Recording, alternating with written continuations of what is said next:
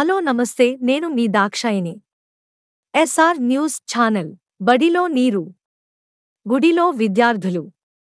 ఏలూరు జిల్లా పోలవరం పంచాయతీ నూతన గూడెం ప్రభుత్వ మండల ప్రజాపరిషత్ పాఠశాల ఆవరణలో గత కొన్ని రోజులుగా కురుస్తున్న వర్షాలకు భారీ స్థాయిలో వర్షపు నీరు చేరడంతో గురువారం పాఠశాల ఆవరణలో మోకాలి లోతు నీరు చేరడంతో విద్యార్థులు, ఉపాధ్యాయులు సమీపంలో ఉన్న రామాలయంలోకి పాఠశాలను తరలించారు. గత నెల రోజులుగా వర్షాకాలంలో పాఠశాల ఆవరణ నీటితో నిండిపోతుందని, విద్యార్థులు అవస్థలకు గురవుతున్నారని, డ్రైనేజీ తవ్వించి వర్షపు నీటి సమస్య లేకుండా పరిష్కరించాలని అధికారులను కోరడం జరిగిందని, అయినా ఇప్పటివరకు అధికారులు ఎలాంటి చర్యలు తీసుకోలేదని ప్రధానోపాధ్యాయురాలు రమణ, ఇతర ఉపాధ్యాయ సిబ్బంది తెలిపారు. విద్యార్థుల తల్లిదండ్రులు పాఠశాల ఆవరణలో నీటిని తొలగించేందుకు శాశ్వత చర్యలు చేపట్టాలని అధికారులను కోరారు.